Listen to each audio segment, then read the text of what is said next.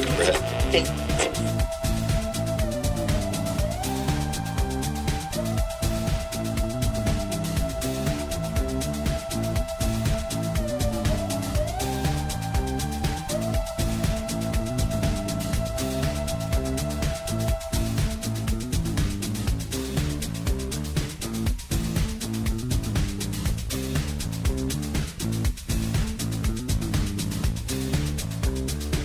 It's going to be a busy couple of days here with Illinois in Focus Daily. I'm Greg Bishop, editor of the Center Square, Illinois. You can find the headlines in your inbox each and every weekday morning by going to the Center Square, Illinois, and signing up for that newsletter. It's a free newswire service.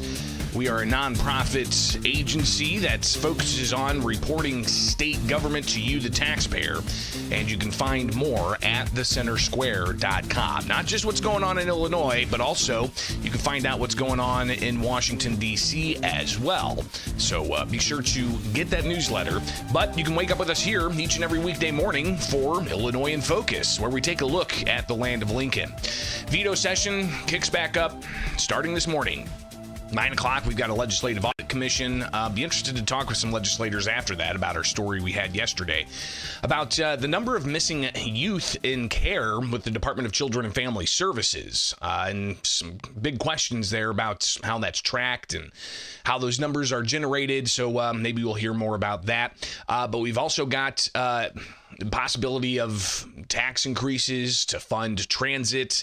You've got the possibility of an energy bill that could tack on some more to your utility bill to pay for battery storage. You've also got the prospect of redistricting with U.S. House Minority Leader Hakeem Jeffries coming to Springfield yesterday to talk with legislative leaders from Democrats to see how Illinois can play in the redistricting battle that's been all across the country, from Texas to California to Indiana and beyond. How's Illinois going to play into that? Well, it's something we may see today throughout the rest of the week as fall veto session kicks up. But we've got to start with the petitions being turned in for candidates vying for their primary in March. And yesterday at the State Board of Elections, the line was long and more than 400 people turned in petitions to get on the ballots for the March primary heading into the November election. So we'll hear from some of the candidates and what some of the issues are next here with Illinois in Focus Daily. Again, wake up with us each and every weekday morning. You'll get a complete rundown of stuff you need to know as it's going on here each and every weekday morning. We are live today. All right. So Monday was pre-recorded, might pre-record Tuesday, depending on how the day goes today, but also whatever time they decide to come back into session tomorrow morning. So I might have to be on the ground. So we'll still get you something, maybe live, maybe in the mobile rig, pre-recorded. Not sure yet, but that's guaranteed. You'll have something fresh for you tomorrow morning. So be sure to subscribe here on YouTube for more Illinois in Focus Daily.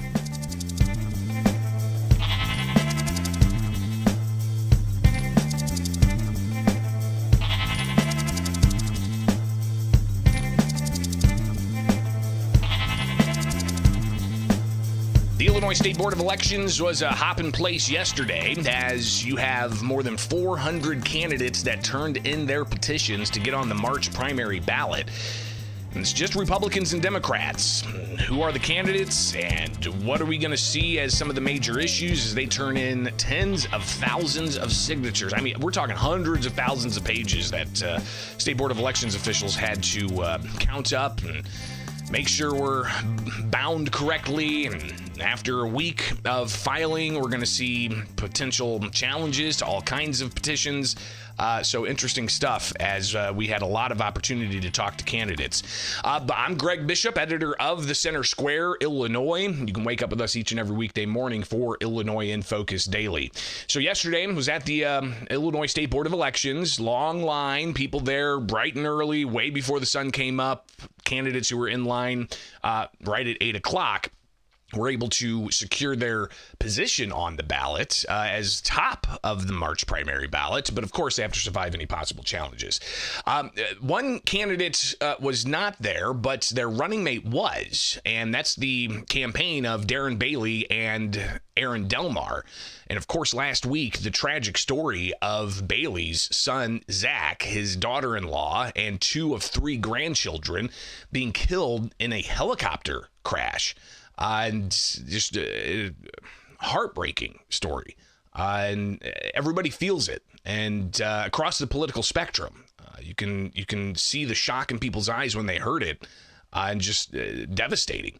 Well, Aaron Delmar was there for the Bailey campaign, and he stopped and talked with us briefly before filing their signatures to get on the ballot. And of course, people are asking, what does this mean for the Bailey campaign? Are they going to continue? Here is Aaron Delmar, followed up by Governor J.B. Pritzker, who showed up at the State Board of Elections and spoke with Delmar in the parking lot. And you'll see a little clip from afar from that, but also Pritzker sharing with us some of what he had to share with Aaron Delmar in that conversation. Today is a lot more solemn. Unfortunately, Darren can't be here, but I'll be standing in for the campaign.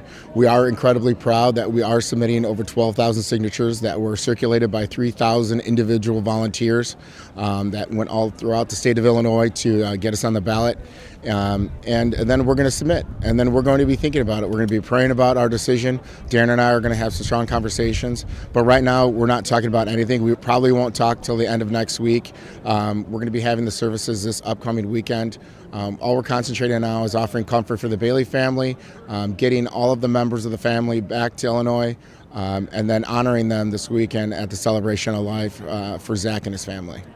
Our supporters are really with us. They're supportive if we run. They're supportive if we don't run. Everybody understands. It's been a very trying time for the Bailey family, for the campaign itself. But we are so touched by everyone that's reached out via text message, via social media, by instant message. All of that, as well as leaning into our faith, has given some comfort in this incredible time of tragedy. And you can see here Pritzker talking with Delmar in the parking lot. Yeah, we were just talking about the terrible loss that the Baileys have suffered. He thanked me for the words that I had for the Baileys, and we just talked, I think, one father to another about what they must be going through. Well, I mean, I cannot imagine what they're going through, and I know that the funeral is coming up, and I think it's, of course, appropriate for all of them to maybe take some time. And I think the kinds of things that people go through when they lose family members, and particularly when you lose a son, daughter-in-law, and grandchildren, I only know that it's going to take time. Grief is difficult to get past. Now, Delmar, when we chatted with him, I asked about what some of the issues may be moving forward here in the campaign.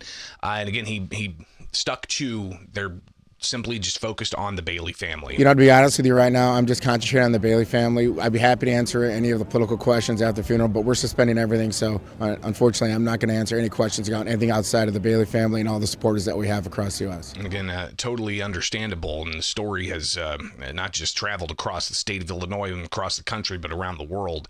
And condolences to the Bailey family continue to pour out. And Delmar did say that he has a message for supporters. I would just like to thank everybody that's at home, that has reached out to our family, that has been touched by the Bailey family in any way, that has sent text messages, instant messages, posted on Facebook, has called the family.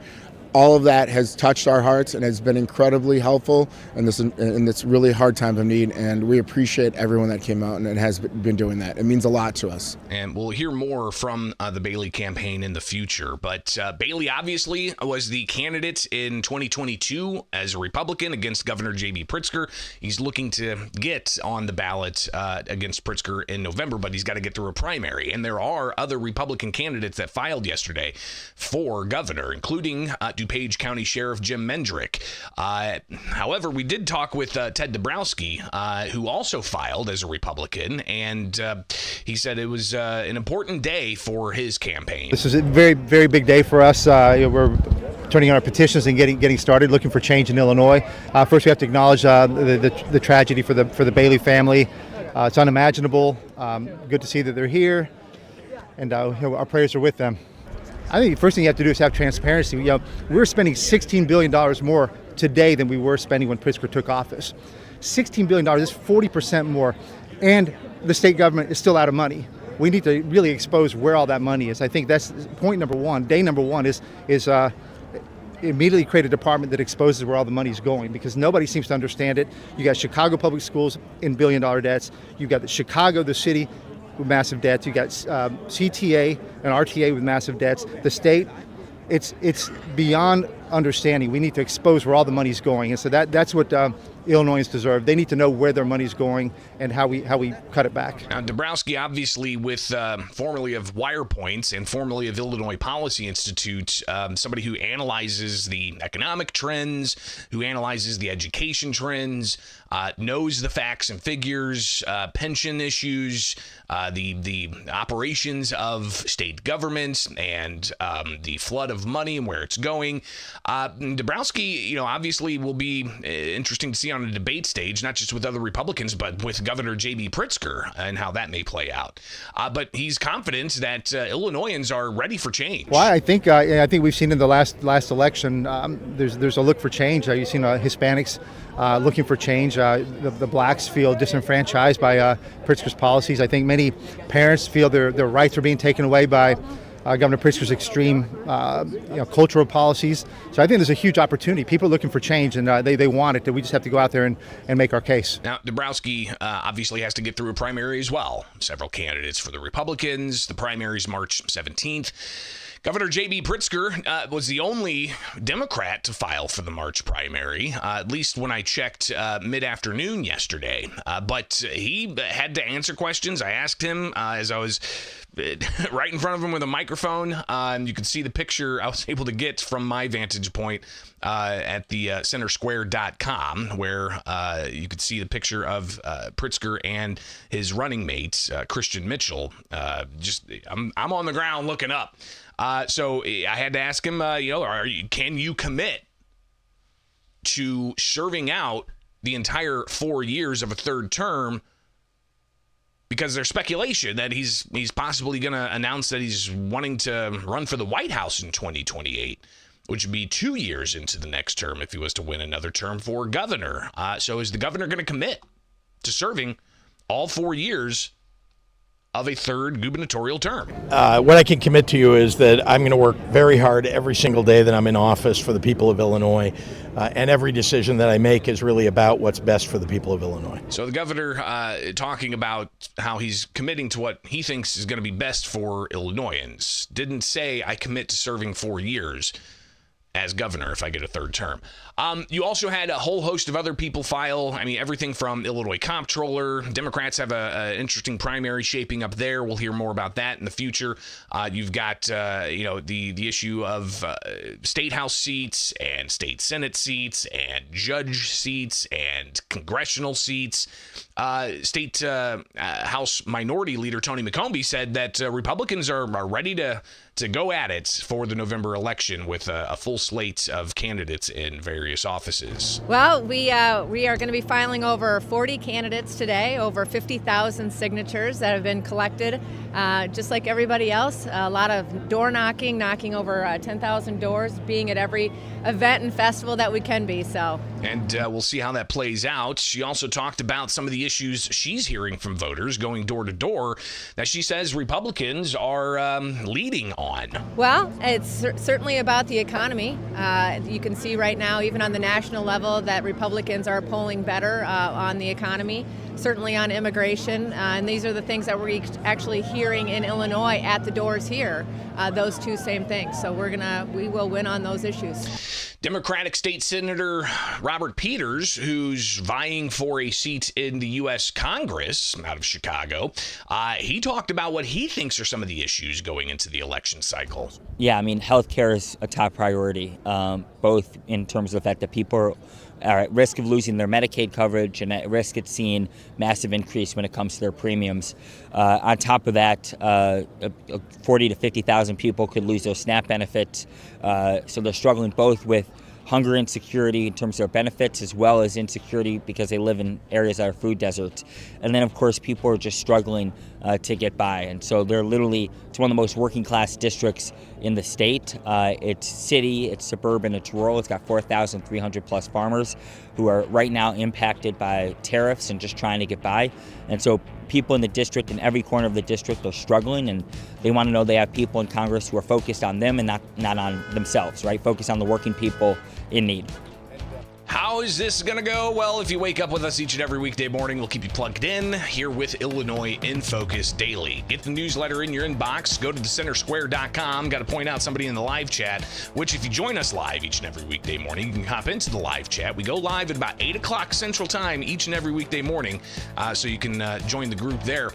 But somebody pointed out that the plaza where the Illinois State Board of Elections is at, it used to be thriving back in the day, but not so much anymore in Springfield off of MacArthur Boulevard. And literally right down from State Board of Elections, and I always find this funny. I don't know why. Minor editorial comment here. It's just, it's there's a Chuck E. Cheese right next to the State Board of Elections. I don't know why that's funny, but it is to me every time I show up there. All right, much more to come each and every weekday morning here with Illinois in Focus Daily. I'm Greg Bishop. Make sure to get the newsletter in your inbox with us here at thecentersquare.com.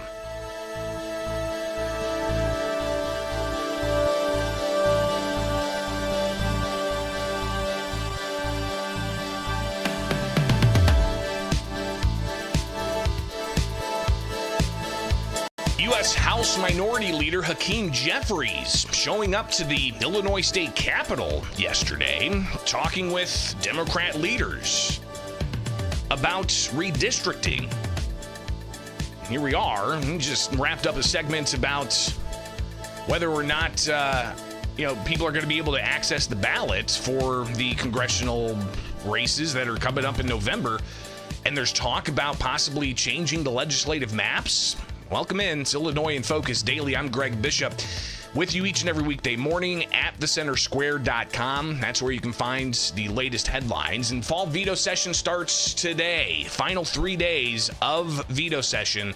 They had 3 days 2 weeks ago, and we covered that, and there wasn't much activity, but there's expected to be a ton of high-flying action. You could possibly see tax increases. You could possibly see your utility bill go up. You could possibly see a new congressional map, and that's all within 3 days, plus a whole host of other things that they got to tackle. So what's going to happen here? Let's get into it with Illinois in Focus Daily. So yesterday, obviously, in previous segments, there were a lot of politicians, a lot of elected officials at the Illinois State Board of Elections turning in their March primary petitions. And part of the conversation was, hey, Hakeem Jeffries is expected to lobby Illinois Democrats to change the map. We'll hear what Hakeem Jeffries told reporters briefly last night after he met with Democrat legislative leaders. But early in the morning, Governor J.B. Pritzker was asked about should Illinois have a new map at the behest of the Democrat leader in the U.S. House. I mean, I think it's possible. And again, this is, all about, the fact that Donald Trump is now trying to, rig the game. By going state by state and asking his friends, the Republican governors and Republican legislators, to do mid-decade redistricting. And so that's something I think we're all going to have to look at during the process here. But it doesn't have to happen during veto session. It could happen after that. Okay. But right now, I think there's just a lot of conversation going on. And could happen after veto session. They don't have any more scheduled days for the end of the year. I guess they can call a special session, or they can come back in January and do it again. But you've got people who just filed for the congressional seats the way they're drawn now. So how would that look if literally weeks before a primary, they redraw some maps to possibly give Democrats an advantage in Illinois? And all of this in response, of course, to what Texas has done, what Indiana could do, what California is looking to do, and a variety of other states trying to do mid-cycle redistricting. Typically, you do redistricting after the 10-year census, and people hang up the maps and they're done for the next 10 years. Some states have in the past. It's not illegal. They can do redistricting really whenever they want. But what does that mean for the fairness of the elections? In Illinois, already having the among the worst gerrymandered maps in the country, where Democrats have drawn themselves their own seats in their own jurisdictions, squeezing out Republicans as much as they could, and how can they squeeze out Republicans anymore? Illinois House Minority Leader Tony McCombie says it would be a bad move politically and wouldn't look good to the public if Democrats moved forward with redistricting and the governor signed it. You know how I feel about the map. I don't think that we will see, well, actually, if we saw any changes on the congressional map, I think it would be a mistake for the governor to go ahead and sign that. I think ultimately it would hurt him. I think it would change the representation of the Black Caucus, and I think it would put the 17th Congressional, which is where I live, at much more risk. So that's certainly a concern for us here in the state. So she also talked about the state house seats and this idea that 45% of voters voted for Donald Trump. But when you look at the congressional makeup and the state house makeup, the portions are not equivalent at all. State U.S. Representative Raja Krishnamurthy, Democrat from Schaumburg, he's running for Illinois' U.S. Senate seat being vacated by Dick Durbin. He's got a Democrat primary he's going up against with Robin Kelly and Lieutenant Governor Juliana Stratton. But Krishnamurthy was asked yesterday at the State Board of Elections about redistricting. So they want to try to rig the rules against Democrats and the voters across the country. They tried to do this in Texas. California is now acting to neutralize. I think the Republicans are going to try in other states. And so whatever we can do in other states like Illinois to, make sure the Republicans know that this exercise is fruitless. Let's let the voters decide the elections. Let's not try to rig the rules as the Republicans are trying to do. Now, another candidate for the U.S. House, a Republican, looking to get the seat from Congressman Jackson in Congressional District 1 in Illinois, in Chicago, Christian Maxwell, she said that the way the maps are drawn now needs to be kept in place unless they change it to make it absolutely fair and not more gerrymandering. I think that doing something last minute like that, changing the congressional maps, I don't think we need to keep maneuvering our congressional maps unless we're going to say, hey, we're not doing gerrymandering anymore. So congressional maps should not be so confusing where when I ask somebody, hey, what district are you in? They're like, well, I was in this one and I just don't know. That's not fair. It makes it where people actually aren't getting their constitutional right, which is to be able to access their congressperson. People don't even know where to start, and that's not fair to them. And you have people who you ask, which district are you? Well, I used to be in this one, and now I'm in this one. I don't really know where I'm at anymore. Listen, as somebody who doesn't get paid to do what I do, I follow this stuff, I track this stuff, I tell people and joke. I don't follow sports at all. If you were to have a sports conversation with me, I have no idea. I don't even know when the season starts or ends for any of these major league. Anyways, but politics and government, I could give you stats and figures all day long, but I get paid to do this. You as the taxpayer, as the voter, you're out there doing your thing, working for your family to get food on your table, and you don't have the time to delve into all of this. And hopefully this channel and this outlet in the center square can provide that for you so you can get in, get out, and get on with your day. But as a voter, yeah, I bet it is confusing. Who's my congressman? Who's my state senator? Who's my state legislator? Who's my alderman, for example? I mean, these are things that it's hard to keep up with when you got the day-to-day. But when it comes to redistricting, as I mentioned, Hakeem Jeffries, the U.S. House Minority Leader, came to Illinois, came to the state capitol Monday to lobby to have changed maps. And he spoke with reporters briefly. Our camera was there, microphone a little bit further away, but here's some of what he had to say. Well, there's a lot, obviously, that's taking place across the country. And, Republicans continue to unleash this extraordinary effort. Just today, a special session announced in Indiana, and it's clear that Democrats are going to have to respond thoughtfully but forcefully across the nation. It's Illinois, right? Illinois is going to be an incredibly important part of the response on behalf of the American people, and that's always been the case. Thank you. All right, so Jeffrey's again sharing some thoughts as he's meeting with leaders in Illinois at the Illinois State House. Will we see redistricting come up for fall veto session? Again, we'll be on top of it, so be sure to get to thecentersquare.com and follow us. Get the newsletter, but that's not the only thing. 3 days, a lot can happen, and some of you who've tracked this with us, you know that it could be some long nights ahead. You got the issues of the transit fiscal cliff. How are they going to address that? High energy costs. How are they going to address that? Redistricting. How are they? Here is State Representative Marcus Evans, Democrat from Chicago, talking about what he thinks are some of the big issues that are going to come up during fall veto session. The people of the state of Illinois want to keep money in their pockets, right? We got kids, we got bills. So keeping utility costs down. And again, public transit is what it is. We have to fund public transit. There's only 4 places in the United States with public transit. New York City, Boston, Philadelphia, and here. So we got to keep our transit system good. We want to do it right. Let's make it safe, because you want to put your family on public transit if it's Chicago, right? And I want it to be safe. Well, taxes should be fair and low.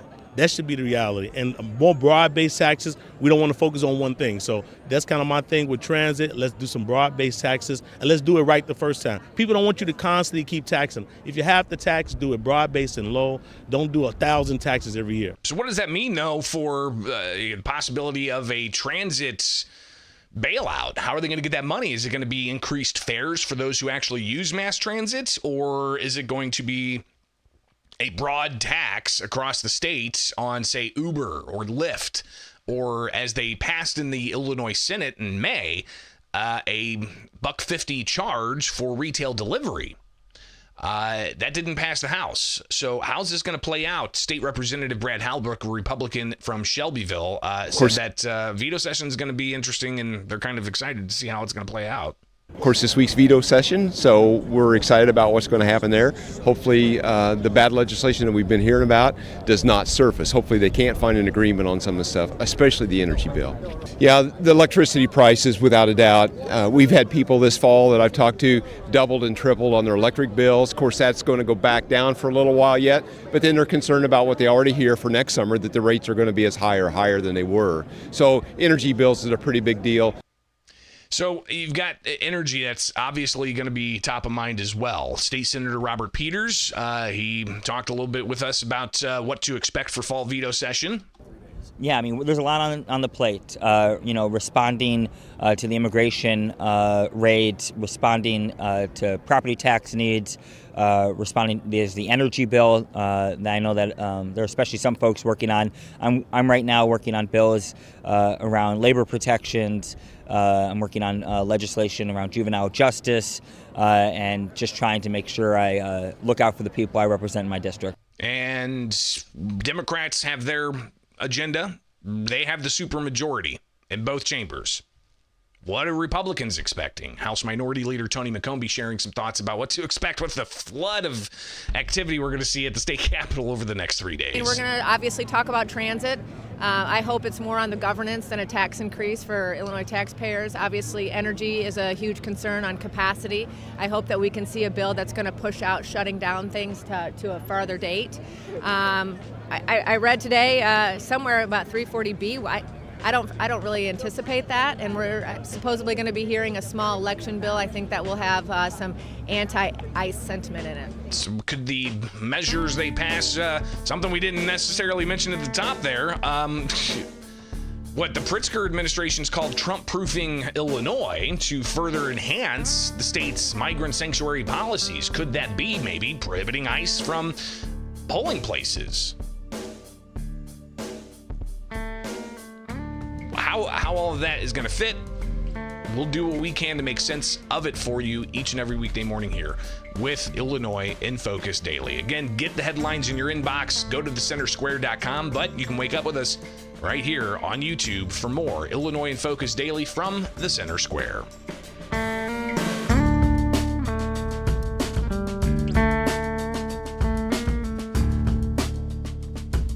That's all I got for you guys today. A little under a half hour here, but I got to get to the Capitol. Things going to be popping off here pretty soon, so see how long we go tonight. But you can keep updated go to thecentersquare.com, get those headlines in your inbox, and wake up with us right here with Illinois in Focus Daily. And if you can't join us live for the live chat, which is always interesting, and appreciate the shout out from everybody. It's a lot going on here. I'm a writer, I'm a videographer, I'm a producer, I'm a host, an analyst. I've got a lot of hats going on here, but it's a pleasure to be able to wake up each and every morning and exercise my First Amendment rights of free speech and free press. So I'll be on the ground at the Capitol, bringing you the latest. The team here at the Center Square, myself, Jim Talamonte, executive producer, executive editor Dan McCaleb, and a whole bunch of people across the country, including in Washington, D.C., keeping an eye on things for us. So, all right, have yourselves a wonderful rest of the day. We'll see you back here tomorrow morning for more Illinois in Focus Daily.